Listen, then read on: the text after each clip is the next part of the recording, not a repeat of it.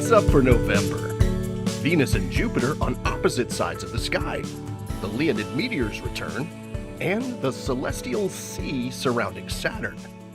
This November, Jupiter is up in the sky all night and sets just before sunrise, while Venus rises in the early morning hours. This means you can see them on opposite sides of the sky if you happen to be up before dawn. You may recall that these two planets appeared super close together just a few months ago back in March. On the morning of November 9th, find the crescent moon hanging just beneath Venus in the early morning sky before sunrise. Then on the 17th, look for a beautiful crescent moon sitting low in the southwest all by itself in the twilight following sunset. Thanks to the moon illusion, which causes the rising or setting moon to look larger, a crescent moon low near the horizon often appears extra captivating. Then after sunset on November 20th, look toward the south to see the first quarter moon just below ringed planet Saturn. The pair are joined by bright stars Fomalhaut and Altair. And then on the 24th, look for the nearly full moon close to giant Jupiter in the east after sunset. Some binoculars will be able to capture both of them in the same field of view. Finally, in the last few days of November, you'll notice Venus is rising in the morning with a bright star very close by. That star is Spica, which is actually two massive stars that orbit around each other every 4 days. The annual Leonid Meteor Shower returns this month. The shower peaks overnight on November 17th, with the most meteors visible between midnight and dawn on the 18th. The Leonid meteors are dust particles that originate from comet Tempel-Tuttle, which was discovered in 1865 and orbits the Sun every 33 years. Leonids tend to be bright, with many producing long trains that persist for a few seconds after the initial flash of light. To view the Leonids, find a safe, dark spot away from bright lights, lie down, and look straight up. The meteors can appear anywhere in the sky.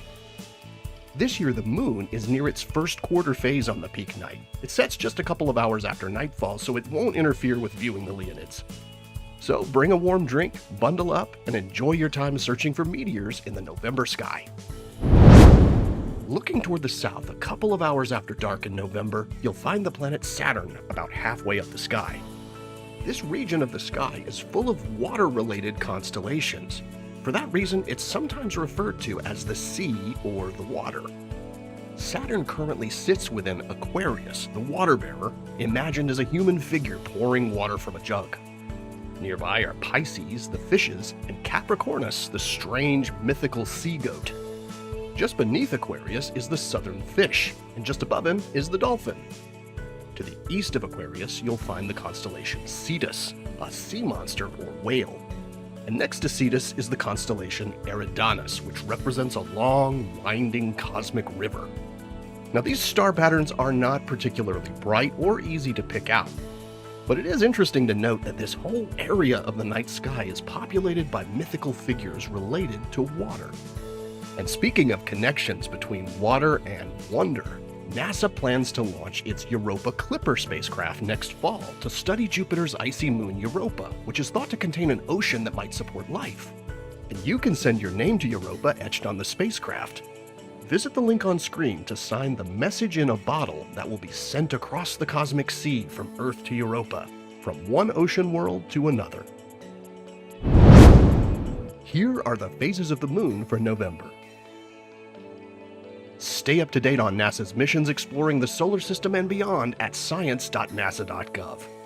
I'm Preston Dykes from NASA's Jet Propulsion Laboratory, and that's what's up for this month.